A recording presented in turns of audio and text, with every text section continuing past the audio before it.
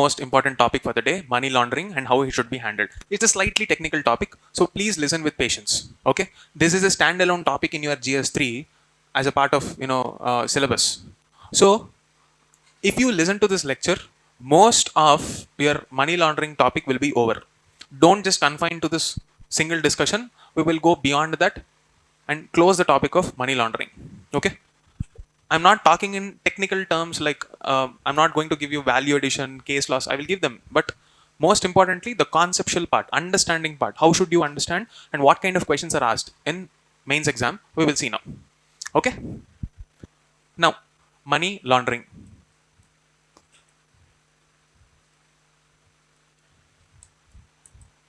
Okay. Anybody knows what is money laundering? Okay. How many of you watched Shivaji movie, Rajnikant? None? Same thing. What happens in that movie is money laundering.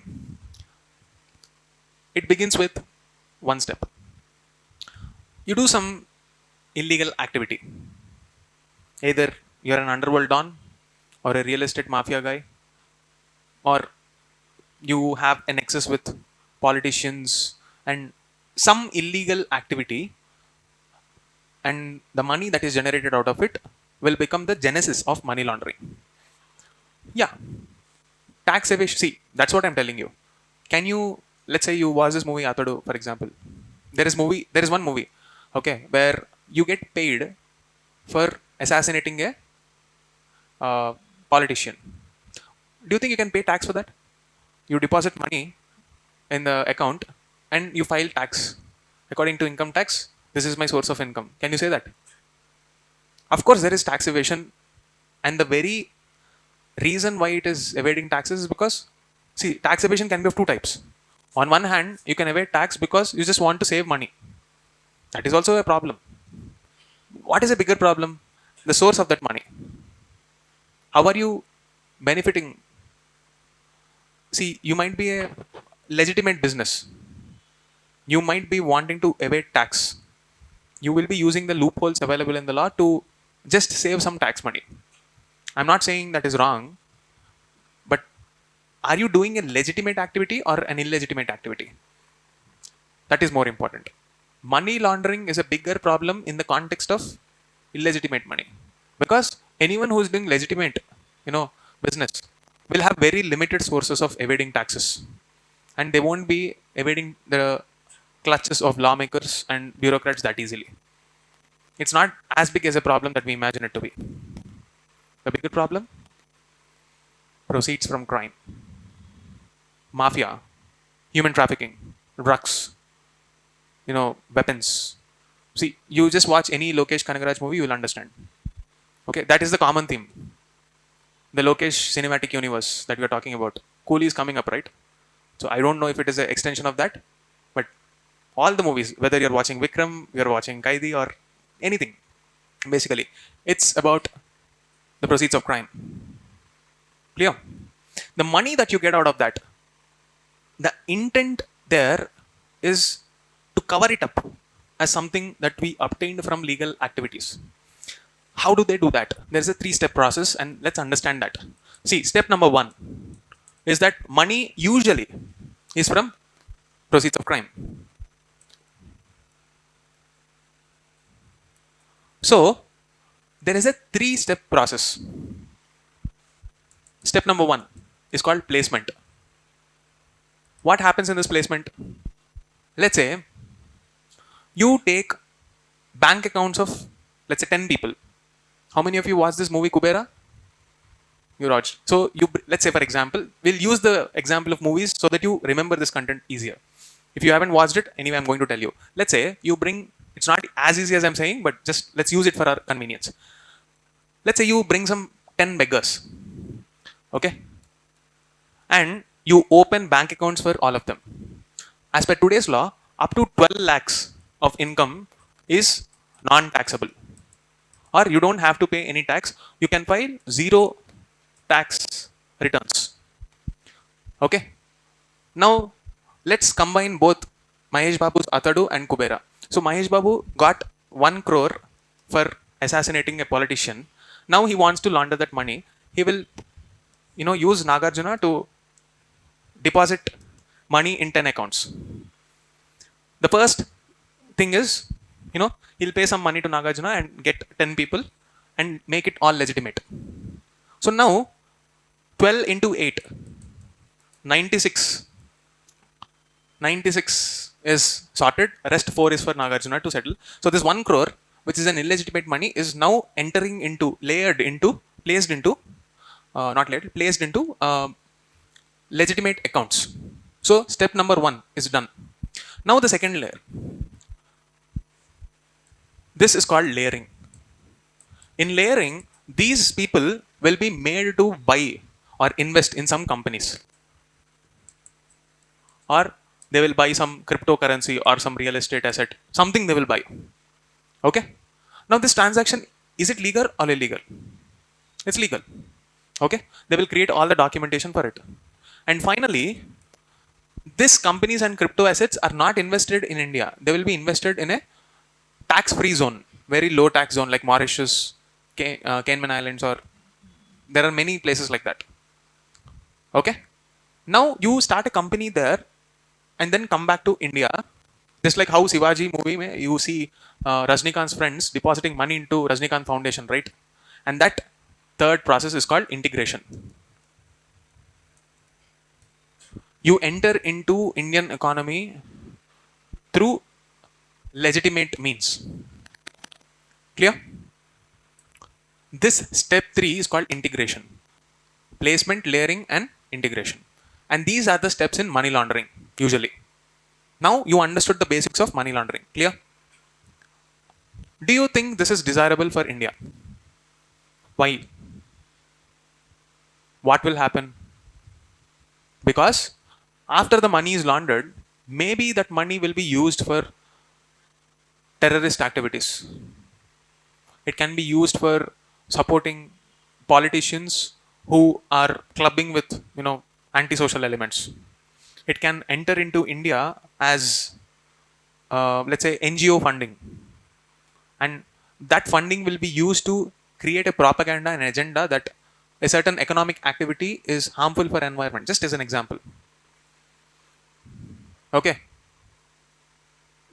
And that is undesirable. And you are supposed to understand that. Let's again go back to the concept of state. Sovereignty. When money laundering activity is legitimized and is allowed to perpetuate, you are attacking the sovereignty of this country. Correct? Who is saying this? Is it my opinion? No. Supreme Court in 2019 established the same thing. If money laundering is allowed to perpetuate, it is an attack on the sovereignty of this country. This is what the Supreme Court said. So, is there any doubt that this should be stopped? Should money laundering be stopped by any country or not? Yes or no?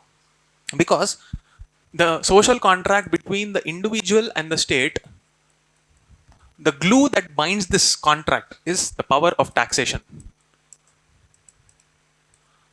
The ability to deliver both sides of the contract will be through this taxation only. If people are not paying taxes, how will you give service? Right? So, if you are avoiding taxation, you are basically cutting down the possibility of, how do I put it? The whole basis of democracy or the welfare state, every single democratic institution will be eroded. And combine this with a fragile democratic institution, there is a possibility of everything collapsing under the weight. And this is exactly what is happening in many countries. Venezuela, for example, Bangladesh, for that example. When a foreign power intervenes in the domestic politics because of the internal fractions, it will collapse under its own weight. It will collapse under the fragility of its own weight. And that is something we need to avoid. Therefore, money laundering should be stopped. Who is saying this? Not me again. There is a global convention called the Vienna Convention on money laundering. So this global convention says that every country should legislate to stop this money laundering activities. Clear?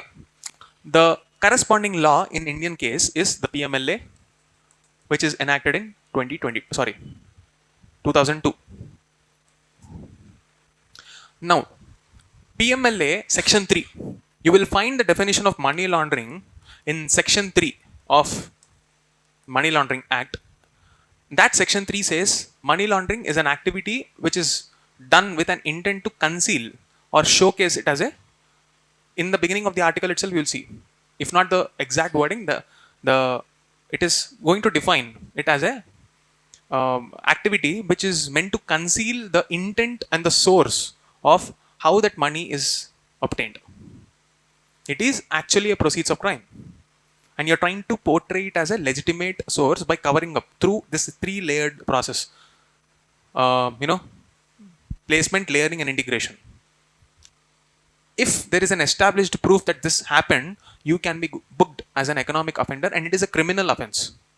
See, whenever there is a case which says some X versus Union of India, whenever you see Union of India or a state name, state of Andhra Pradesh, state of Telangana, it means that it is a criminal act.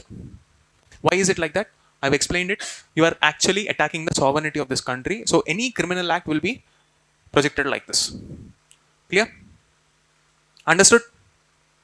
Now, you understood the process of money laundering, Vienna Convention, PMLA, Section 3. Now, we will slightly take a step back and see the other corresponding issues. We have a law. So, ideally, this law should stop money laundering activities. Yes or no?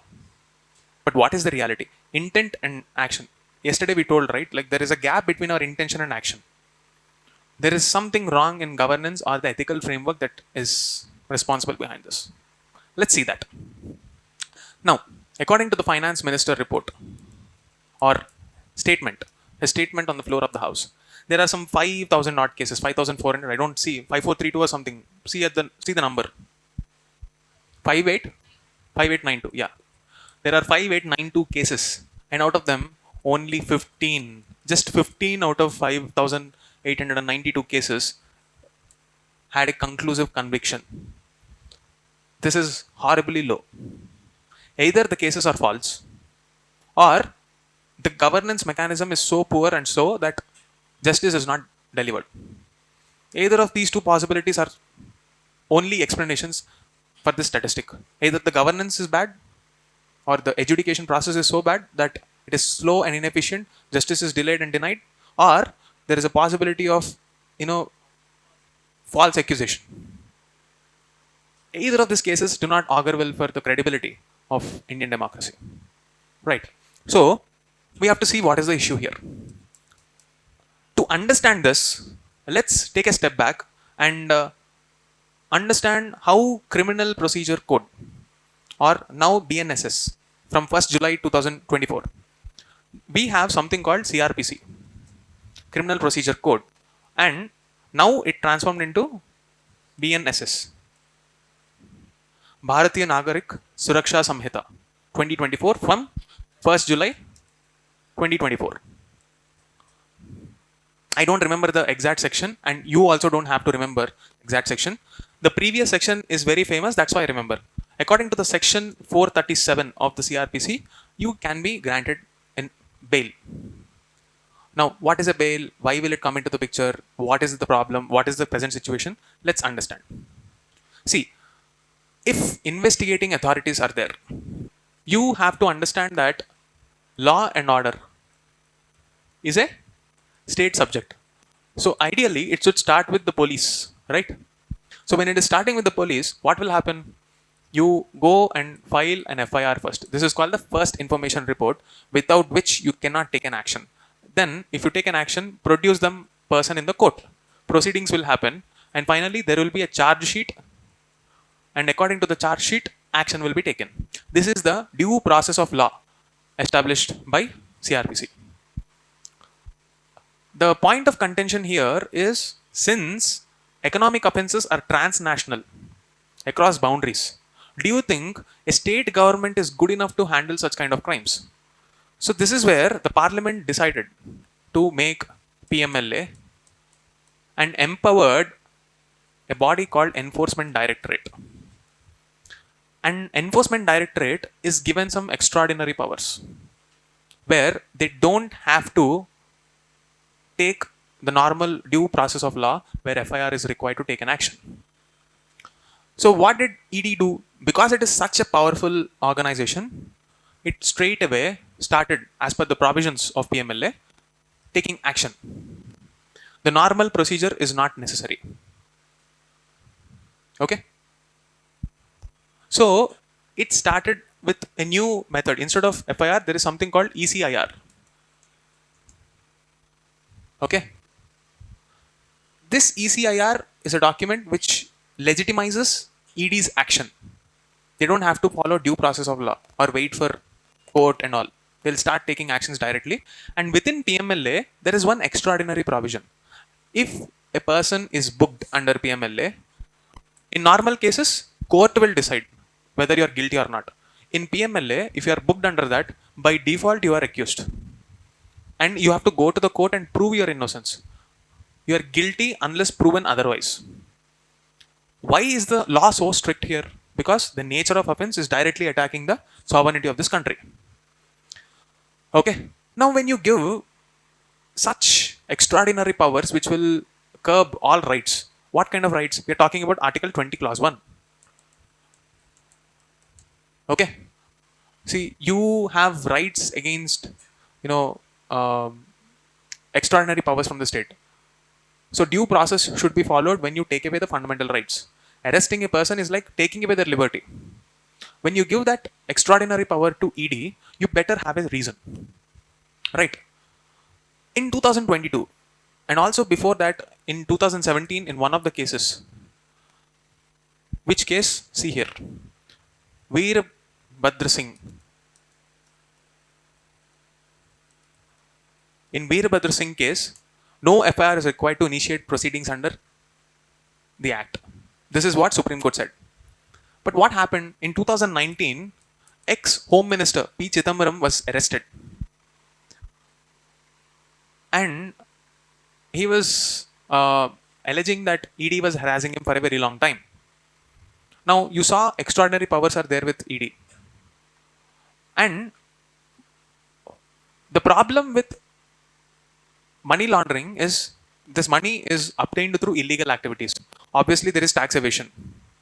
So, you need not do crime only. Like, I'm not saying you should do drug trafficking, human trafficking, and all that dramatic stuff that you see in movies. Even if you are doing a real estate business and make money out of it, you're not paying taxes. Like people mentioned, tax evasion is common. Even that illegal activity of escaping taxes and coming back into India through money laundering route is bad. Right? So that was the accusation. Some cases were, imposed on P. Chidambaram and he was arrested. And ED has one special power. Even before the crime is recognized and proven, they can start taking away the properties which are alleged to be, they can take the control of the properties which are alleged to be obtained through illegal means. This provision is what was questioned in the 2022 case. Vijay Chaudhary was the State of India, Union of India. Here, Supreme Court clarified two things. One, see, ED can initiate proceedings only if it is the so-called scheduled offence. What do you mean by this scheduled offence? See, PMLA will have one schedule. In that act, there is one schedule which will list down a set of offences. Drug trafficking, human trafficking, tax evasion, many offences like that are there. Terrorist money or something like that. If you are indulged in that fraud or that scam and it is proven, only then enforcement directorate can initiate criminal proceedings against that person. But the second facet of that law is that you don't have to stop. I mean, ED need not stop to attach properties until the case is settled. They can take over the properties. This is because once the accused is having control over those properties, they can manipulate a lot of things. And it is because of this reason Supreme Court gave a clarification that okay, you need not impose cases against this person, criminal cases, and say extraordinary measures like putting that person in the jail, not giving him bail, no anticipatory bail. These are the kind of uh, provisions that are there in PMLA. Please don't do that. That is what Supreme Court said. You are allowed to take over the properties which are alleged because it is fair. If things are proven that you are innocent, you will have that back. Okay? This is what the Supreme Court said. Now, in this entire procedure, the problematic area is the low convictions, only 15. And this is because of lack of clarity on a lot of legal terms. After this 2022 case, the so-called scheduled offences and the clarity that people obtained out of it is the basis of imposing a money laundering case, and after that, it is much more clear. To how to resolve? Make sure that it is a scheduled offence, properly document and give ECIR, which is the necessary document, because in a lot of cases, people are directly arrested without even giving that copy, because there is no mandate in the law that you should produce this ECIR. So fix some procedural issues like this and enforce special courts to take up these issues and close the cases quickly. This is what the article is about, and you will get question on this whole process. So all the necessary details we have covered, and that is what you need to know about money laundering. Attach it to this concept of money laundering, you will have one more topic, organized crime. I will briefly introduce organized crime and tell you where else you should prepare this. When you are talking about organized crime, the biggest problem is this terror financing. The money that is obtained from all these illicit channels are used for terrorism. So, in some other class, we will see the institutional setup to handle this from global level, national level, and regional level. What is international relations perspective on this terrorism? How to deal with it? The institutions therein. Okay, so if anyone is interested to do their own work, I'll just give you a brief outline. OECD, FATF, No Money for Terror Finance conference that is held in India in 2022, and the Delhi Declaration. How is this related to UN Convention on Terrorism, Comprehensive Convention on Terrorism? This is what we'll be discussing in that class. Okay, that's it for now.